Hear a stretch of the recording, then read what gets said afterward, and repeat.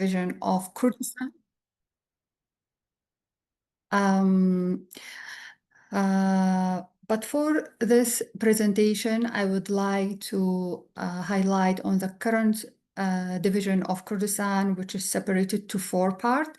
You can see from the map, the biggest part is divided to Turkey, which is northern Kurdistan, and western Kurdistan is given to Syria, and the eastern, usually we are calling Rojava, is given to Iran, and the southern Kurdistan, Bashur.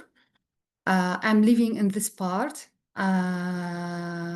based in Slemani. So what happened, how we are as Kurdish, how we lived through this long of colonialism period. As I said, we separated to 4 parts and weakening the national cohesion. Kurdish language, dress, and tradition were banned and stigmatized. Usually the upspring met with military forces and there is no autonomous. States imposed, the 4 states imposed dominant national identity, Turkification, Arabization, and Persianization. Kurds were denied citizenship and political representation. And even we cannot speak with our mother tongue. So, but at the same time, I would like to mention that from 1991, because of some political changes in the Middle East, this part of Kurdistan, southern Kurdistan, has its autonomy, and also the western Kurdistan from 2011, which is called Arab Spring. Now we can see that 2 parts, we have our autonomies with many challenges and crises. So when the colonialism and patriarchy system came to those, how they affected the change between women and land. So as I said, this relationship is changed, and colonial power aimed to dominate both land and people, disturbing indigenous cultural system and displacing women from their traditional role as a caretaker of the land. Instead, women were increasingly reduced to manual labor within economic oriented toward monoculture farming, chemical inputs, and globalized market. This transformation extended beyond the economic sphere. They redefined cultural norms and gender roles. The colonial states actively marginalized women within the domestic sphere while positioning men as the primary agent of economic productivity and political authority. So how ecofeminism critique this domination of women's role? So this shift is central to ecofeminism critique, which underscore how ecological degradation and gender oppression are deeply interconnected, and women's contribution as farmer was commodified. At the same time, land was treated as resources to be extracted and dominated rather than to be nurtured. So even so, during this colonialism period, Kurdish women's role in farming were disrupted by colonialism and patriarchy, but the deep connection to the land didn't disappear.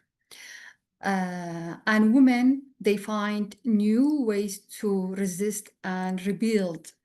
And so one of the powerful examples that I would like to share with you is Jinwar, as an Kurdish women an ecological village in Rojava, that this village is built as alternative by Jineolojî. Jinwar, Jin is mean woman, which is closely linked to Jin. To Jin means life. War is a Kurdish term, is mean space or home. So Jinwar is meaning the home of land. So Jinwar symbolizes a vision of women living and working together in self-sustaining, communal way rooted in democratic confederalism, ecology, and women's liberation. Nowadays, women around the world join this village, and maybe we heard about the women's revolution in Rojava, that they created a strong and self-organizing communities, but still many women limits from patriarchy. So Jinwar offers a new path for women seeking freedom, especially those who escaping from forced marriage or violence. So women in Rojava, by creating sustainable agriculture model that's rooted in collective work, gender equality, and ecological stewardship, these women are simultaneously challenging the colonial agency, the colonial legacy, and inventing a more just and sustainable future. So this village has 30 homes. They have a school, bakery, health center, and women, they are running everything. They are making everything together, making a decision in village council. And men can visit the village, but only women and children, they are living in this village. This Jinwar village, it was alternative and initiative by Jineolojî, and it was built by some of Jineolojî academic member. So I would like to briefly talk about Jineolojî. Jineolojî is a woman in science developed by Kurdish movement to create ethical and practical alternative in all area, including ecology, economy, education, health, and politics. Genealogy stay rooted in society and value knowledge based on experience and resistance, drawing from the long history women's wisdom. And genealogy inspire women globally and support movements like Jinjan Azadi and Jinwar, working toward a free and ethical society. From Jineolojî, I would like to look at ecological agriculture and industrial agriculture. Jineolojî see ecological agriculture, that this kind of agriculture rooted in community, based farming practices, ecological agriculture, emphasizes sustainability, biodiversity, and soil health. Women in rural Kurdish community have traditionally been stewards of sustainable farming systems, practicing crop rotation, composting, and natural pest control. So in Jineolojî, ecological agriculture is not a productive means of sustenance, but also sustenance, but also political act of reclaiming autonomy over the land and resources, resisting the dominance of industrial agriculture that exploit both women and nature. Women's direct involvement in decision-making about crops, tools, and community agriculture planning underscores their role as eco-political and socio-cultural agents. While for the industrial agriculture, Jineolojî see that this kind of agriculture driven by global markets and cooperate international and monoculture chemical, sorry, global market and cooperate interest focuses on monoculture, chemical fertilizer, pesticides, and genetically modified crops. This system reduces women to migrant labor or seasonal workers with limited agency over agriculture decisions. Jineolojî criticizes industrial agriculture for treating both nature and women as resource to be exploited, reinforcing gender inequality and contributing to ecological degradation.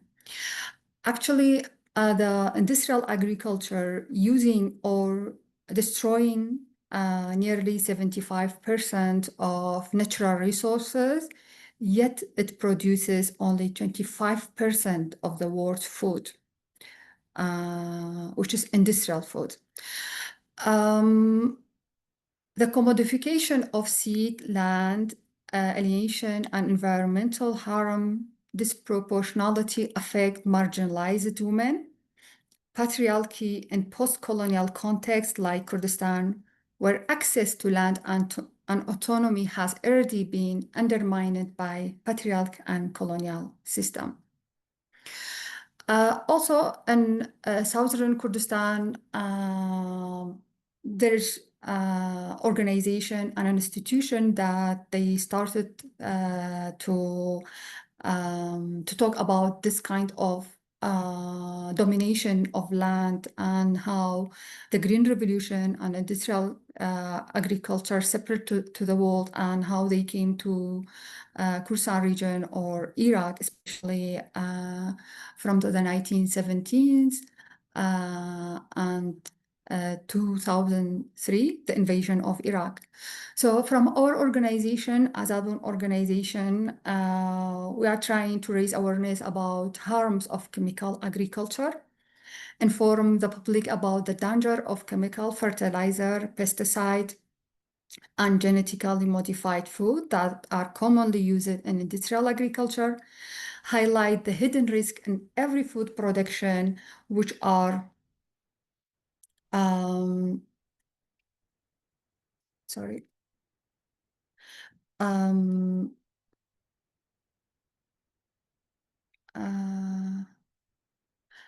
Which are commonly used in industrial agriculture, highlight the hidden risk in every food consumption, which are linked to long-term health issues like cancer, hormonal disorder, and environmental destruction.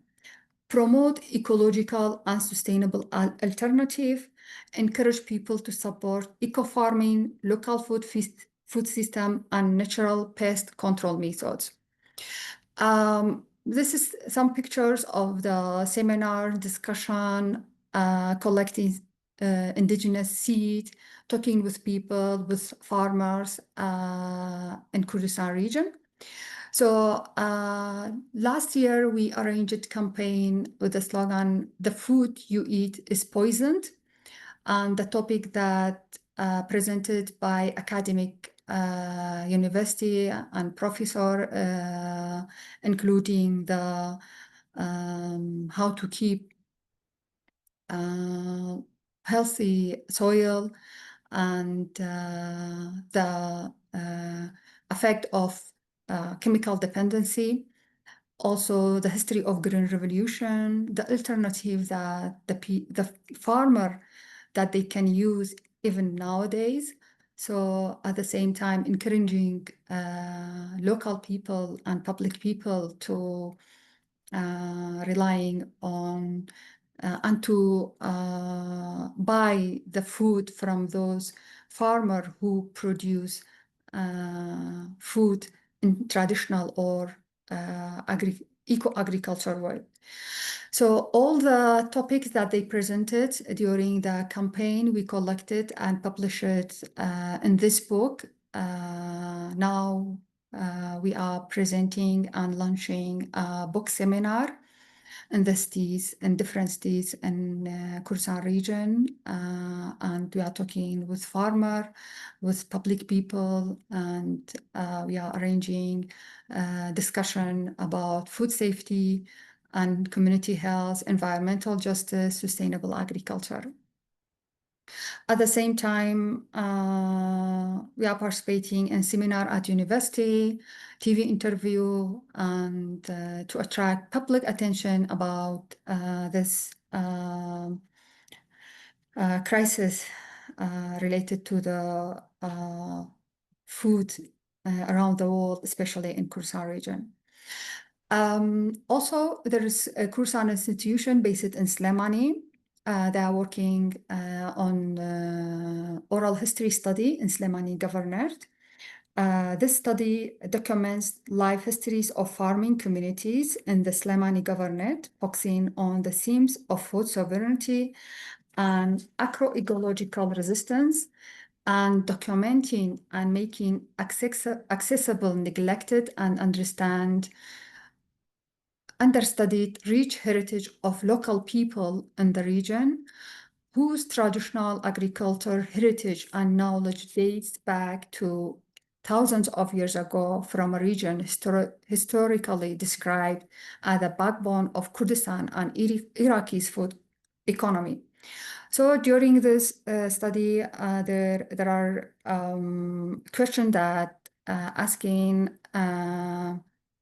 from farmer to under recorded testimonies, agriculture traditions, and heritage aid in empowerment and building our awareness about these marginalized communities and enable discussion and engagement about the food sovereignty inside and outside the country. At the same time, to explore who are the local seed guardians and what heirloom seed varieties have they preserved.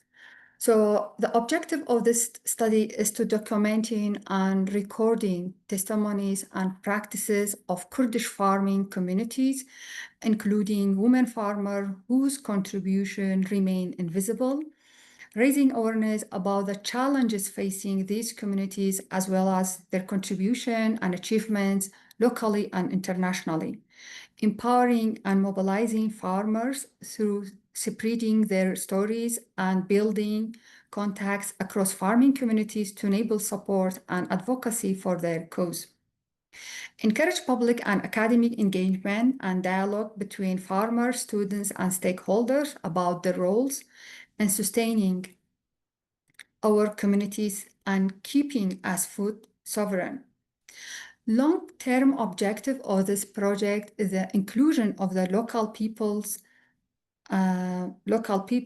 testimonies, life histories, and contribution within local and global academic and public food sovereignty network to learn from their resilience, heritage, enable dialogue and empower, strengthen their role, especially decolonization debate.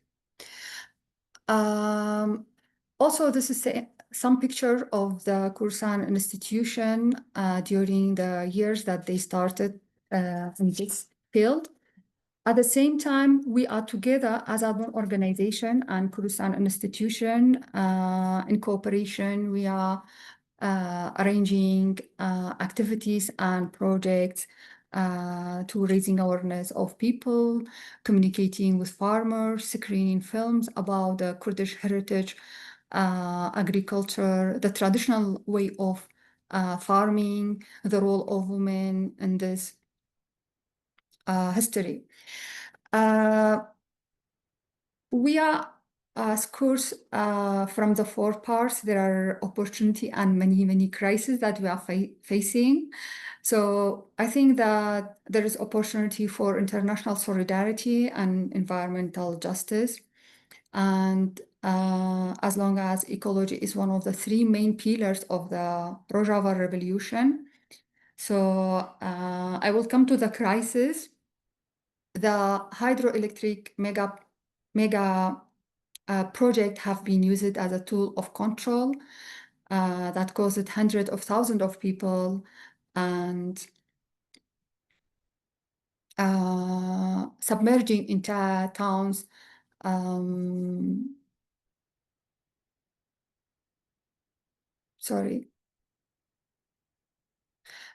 Submerging entire towns beneath reservoirs. Another point that we are facing, especially during the summer and spring, the river flowing through the regions such as Tiger, Great Zab, Sirwan are controlled by the hostile states of Turkey and Iran, which frequently restricted or detain the flow of water. Also, ecological destruction is being used as a weapon of war. I would like to show you this picture of Hasankeyf, the really beautiful city. And it's like an ancient town with over 12,000 years of human history. It is one of the most culturally and ecological significant sites in the region. The town was tragically submerged as part of the Turkish İlso Dam. And now this is left from this beautiful Hasankeyf. And this is the İlso Dam. So another ecological construction that from the eastern part of Kurdistan, which is Urme Lake, Iran has built over 50 dams in the Urmi region, which have been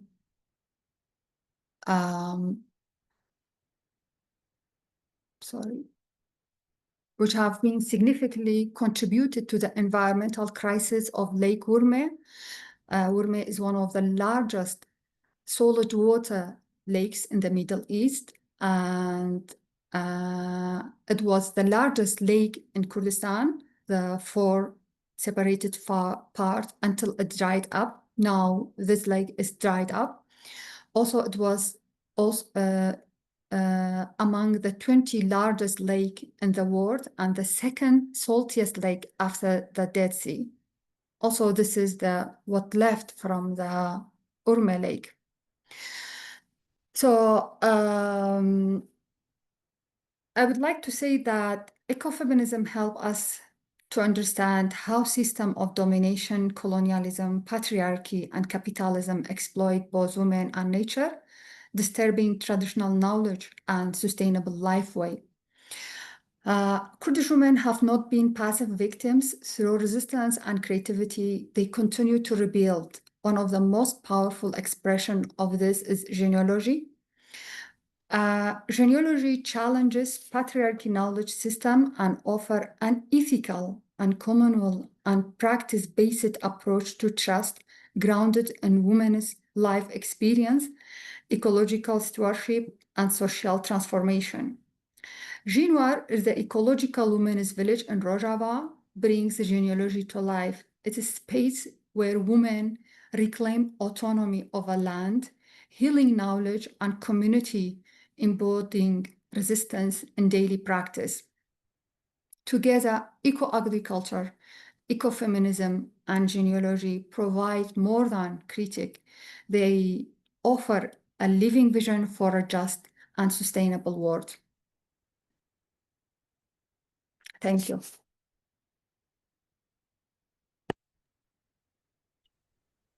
I hear the applause. Thank you so much, Hal West. There we go. Oh, I don't know if, did all of you, oh yeah. I don't know, everyone's singing that was really phenomenal. Very, very moving. And we were able to get the recording going shortly after. And we're hoping, of course, that you would share the presentation so that for those who weren't able to make it today. I know I have a list of questions that have come to my mind, and I want to open the floor to see if anyone else, I think you're going to stop the share so we can see faces. It's a beautiful mountain range. I honestly, I would love to just immerse myself, but so we'll take whatever questions that people are interested in discussing, and originally would be to 9, but we will see if there's enough question or discussion, then we'll extend. So the floor is open. I'm going to open the chat to see. I see more thank yous. And Bessie's note, you should be able to read. I'm not, I don't know, but there's an extensive note for you. I don't know if that is a question embedded in it. How else could you take a look? And are you able to stop sharing your screen? I think I stopped the screen. You did. You're still seeing the still you are seeing the presentation, or I think if you go to the top of the screen, there's a stop share there. You have to click on that. Thank you so much. There we go. Okay. Okay. Now I'm just going to exit out of what I had opened preparing for you. So, Bessie has written something into the chat. I don't know if there's any if you can share, unless it's more directly personal, if there's a point that Bessie is making and a response that you would like to make. And I know that several people on the call are unable to speak. So feel free to type in the chat. Go ahead, Hollis. Okay. Thank you so much for everyone. Related to Basseh Shamari, she's my close friend. Thank you for joining the presentation. But I just would like to ask, I think Basseh, she wrote in Persian, but I'm not sure because I didn't understand if this is, yeah, I think now. Oh, thank you, Madaresh. Yes, thank you. So I don't know if you have a comment to her note. And thank you, Bessie. Okay, I'm reading the comment.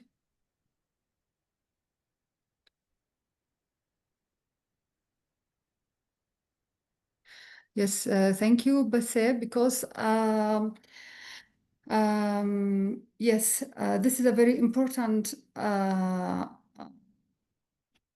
Nowadays, you are living in all 4 parts, the old crisis as a human being, as a Kurdish. Everyone under pressure, but we are as women, the pressure is more than men. So, in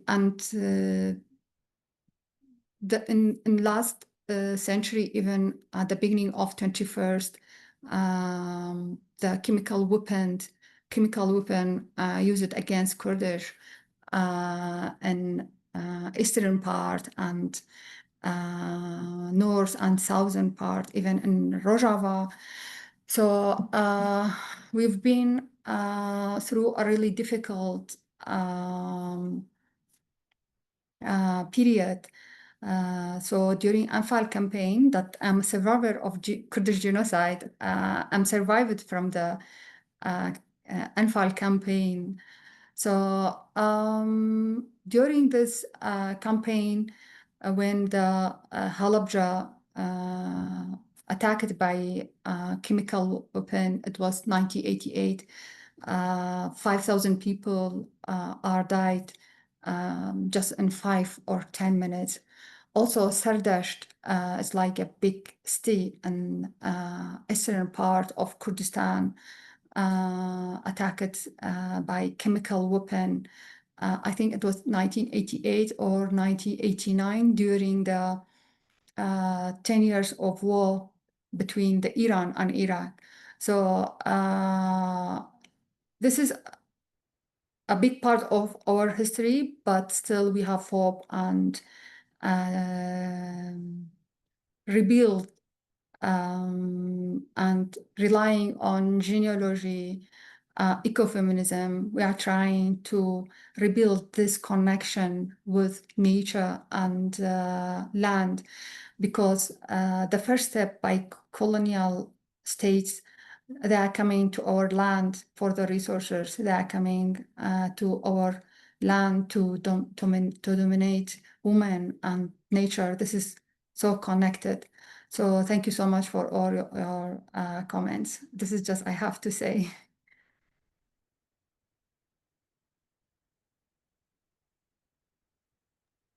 I do see a follow-up from Bessie.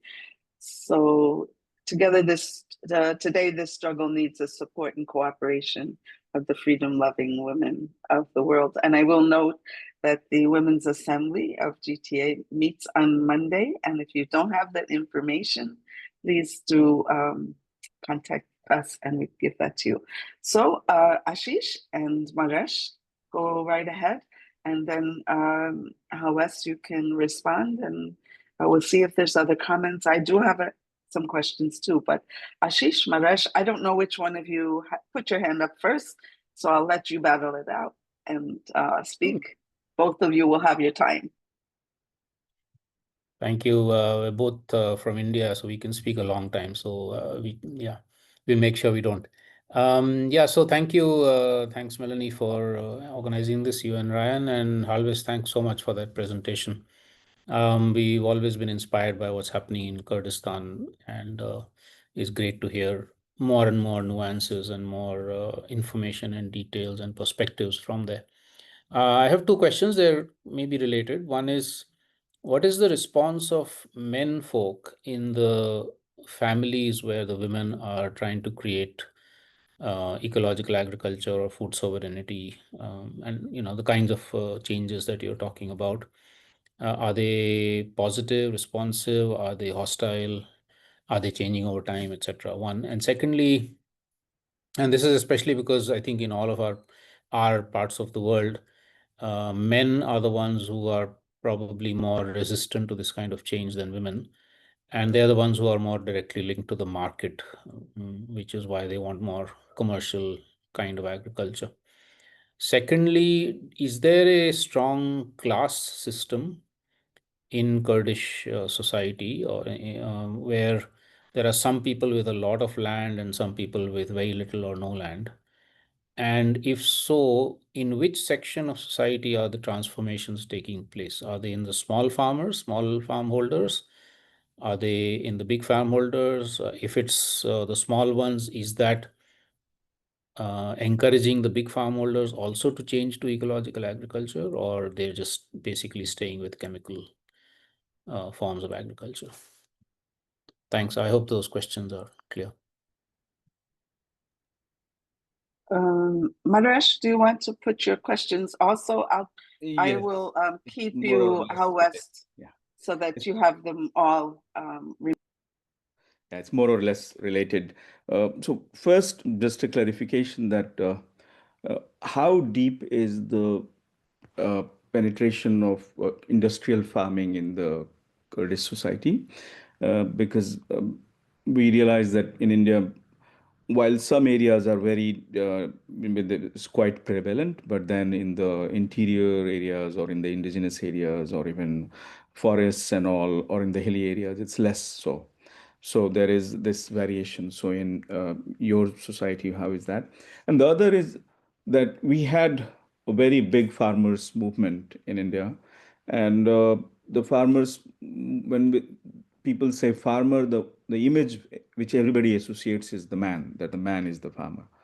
And often, so the women, there is this tension between, and even within the farmers movement, there was this constant tension around having women leadership or the women as the leader of the farmer, and which they have managed to push that point. And there is a now whole coalition of the women's farmers in India, and they are working on it.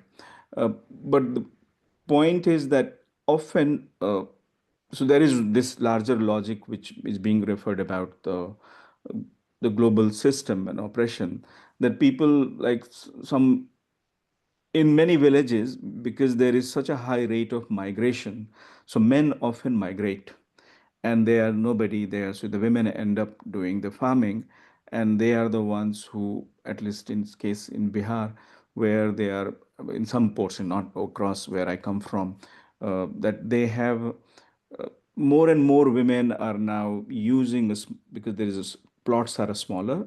So then they are developing and building kitchen gardens, or even undertaking initiatives around the ecological farming and others. So there is this larger dynamics of migration, which is quite substantial in many places. So I don't know if something like that you also observe in your area, or if you could just throw some light on that more. Thank you.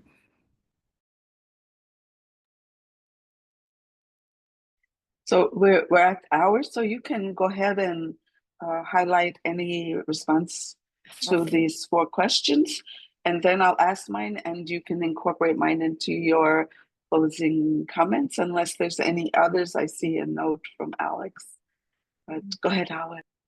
Okay, thank you. Thank you, Ashish, for your question. Actually, related to the man, I think they're dividing to 2 parts.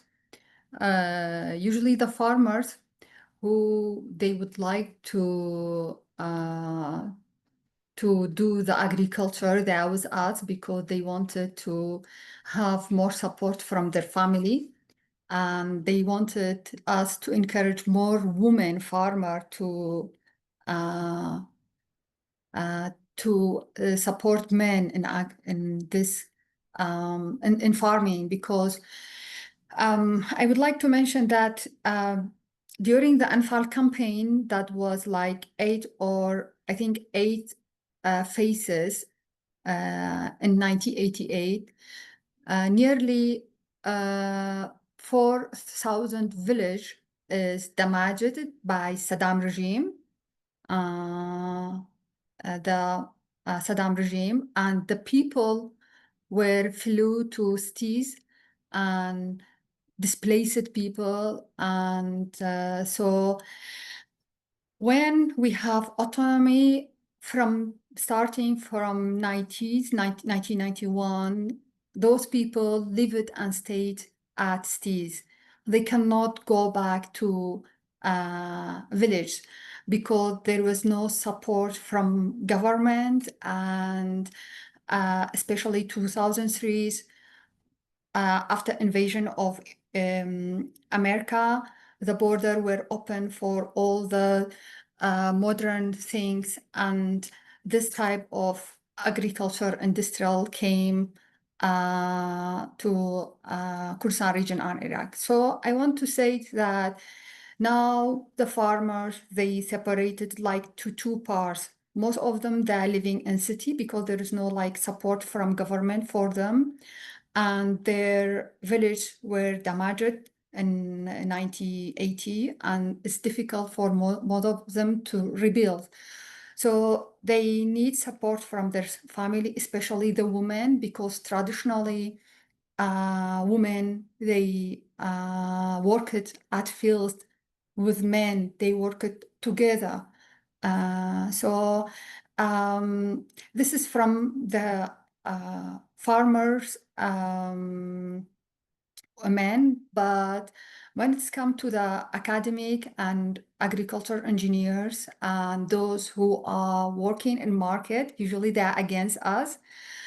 Also, those men who are and those farmers who using the traditional the industrial agriculture, also they're criticizing us, and they're saying this is so difficult to go back to the traditional agriculture.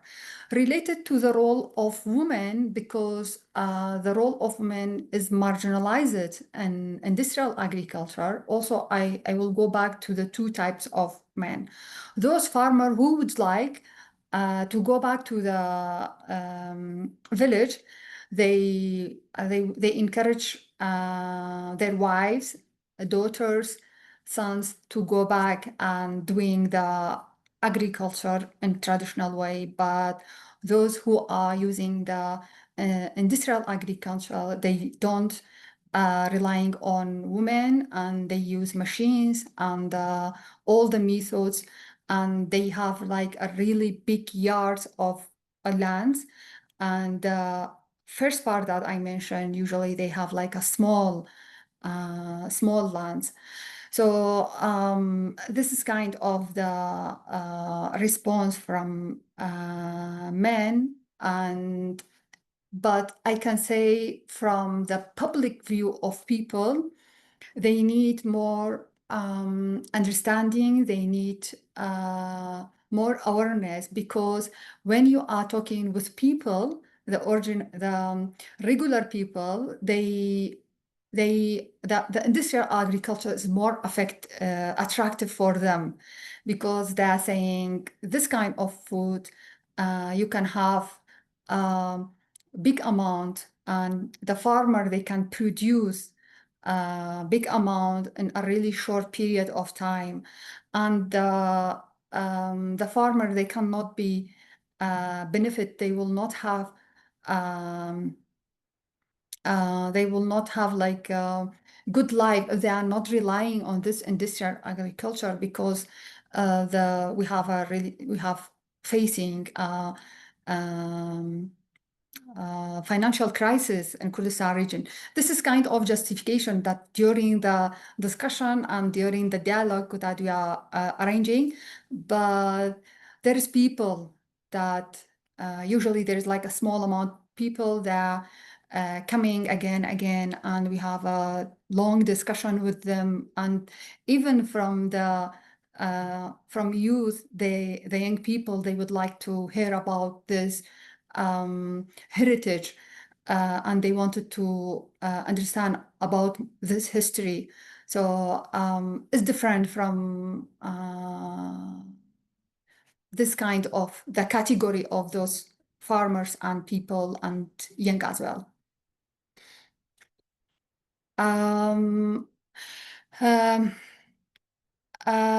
So sadly, this kind of industrial agriculture is now is very strong. I can say that we have left with less than 20% of indigenous seeds, and most farmers, they are using industrial agriculture methods. And beside of this, there are another forms of farming like hydroponic. Those, they came to the market, and unfortunately, sometimes we are seeing that the academic people and university, they're encouraging farmers to use this type of farming like hydroponic. So related to the migration of men, yes, I visited many villages, especially from 2008 to 2011. When I visited the village, I saw only, in some village, I saw only women, and men, they went to city. Sometimes they worked there, or maybe to do shopping. So that's why it is difficult for women to decide to go back to the village, because this kind of industrial and market dominated the mindset of people, and just they are thinking about, if they are going to the village, how much they profit they will get. They are not thinking about this is rebuilding the relationship with the earth. They will go back to their home.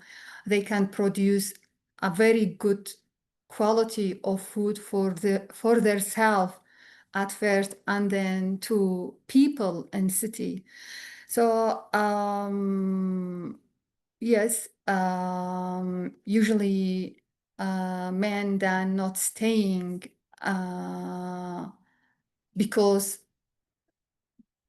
they wanted to have like a very good salary or job as these, and they are going to the city, and in some village, women are staying at village. Thank you. Each time you share, it brings more questions. So I'm going to just, as a closing question, one of the things that really strikes me is the relationship between agriculture and the centrality of everything, including gender relations, including education, including, really community and how people relate to each other.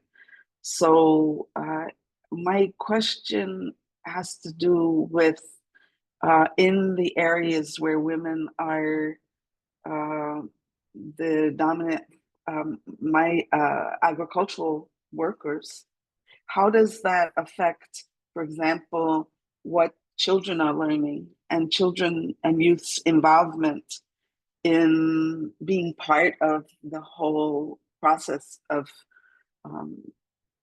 building the nourishment structure for society? Because it seems to me that that would make a big difference for women to be in that position, because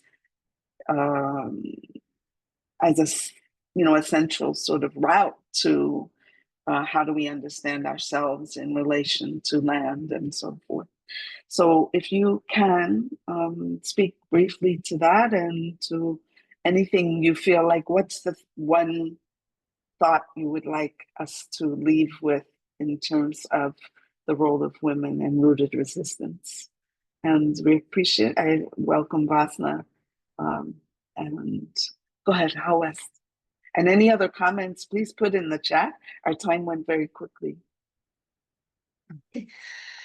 Thanks, Milani. Actually, for the children in the village of their families decided to stay to live in a village. They're involving in farming, and they are getting information from their mother and to how to do farming and how to take care of all the responsibility that the children can take it. So at the same time, if the village is rebuilt, or maybe there will be a school, they go to school at the same time. But most of the families who has children, they are, or they decided to live at village. They are staying at winter and in the city because of the school of children. There will not be a school at village, and most of the village doesn't have schools.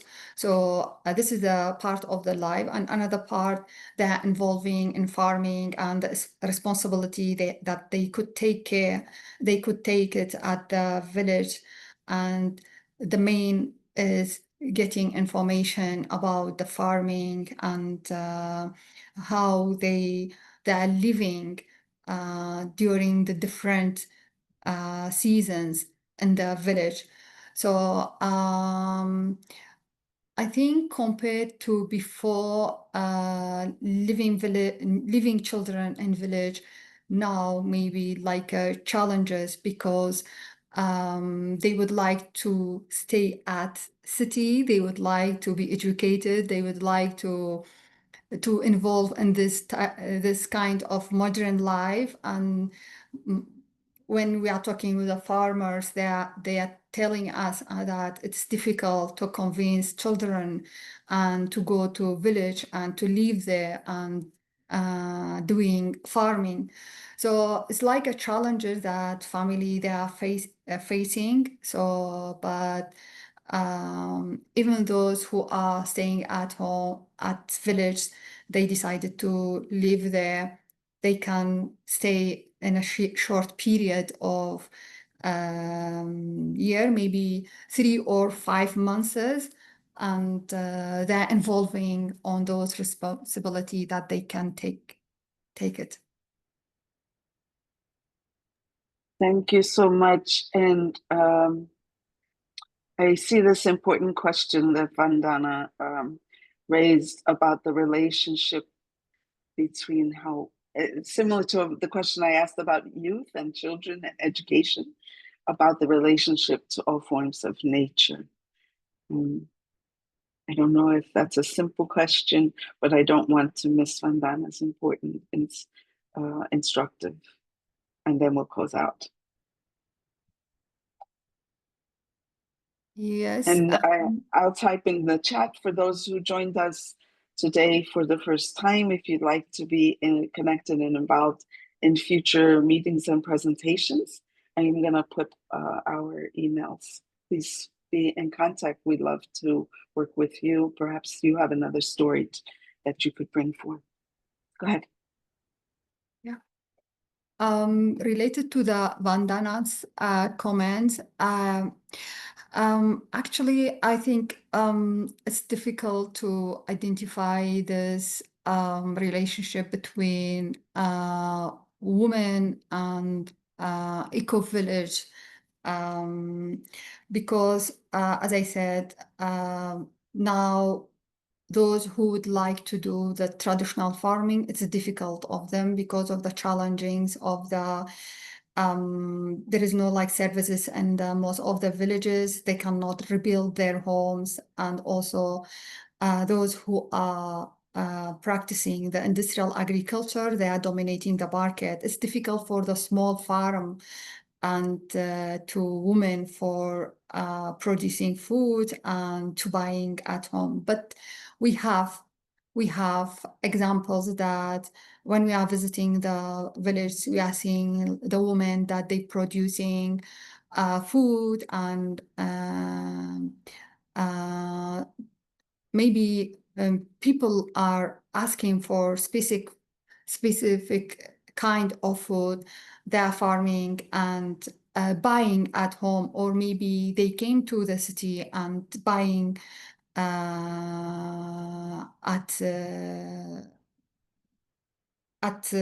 market. So the eco village, now this system at village is not like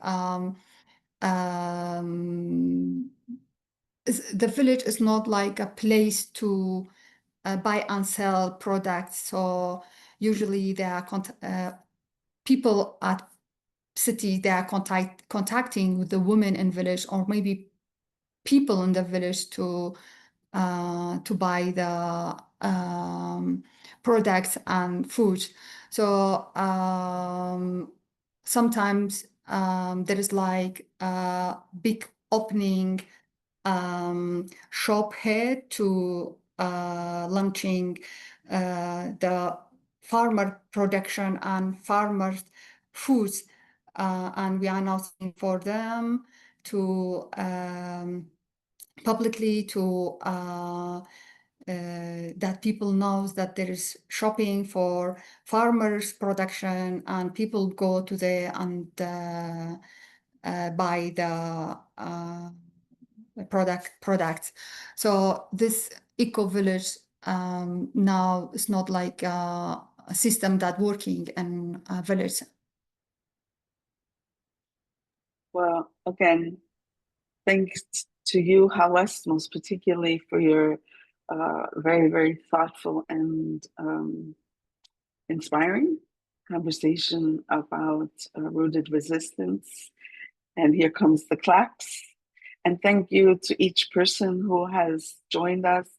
It's been really fantastic to start hearing from all the many different quarters of the world about the community-based new KNEW economy and how that's working and how that's challenging the very systems that are have harmed and are harming.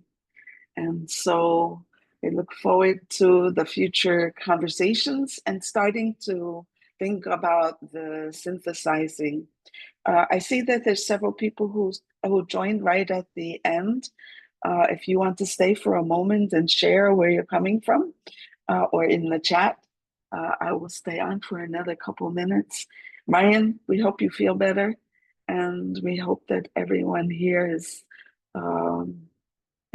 surrounded by care, comfort, love, and certainly good food. Thank you, everyone. So much. Bye-bye. Bye. Thank you. Thank you so much. Bye. Thank you. Bye-bye. Bye-bye.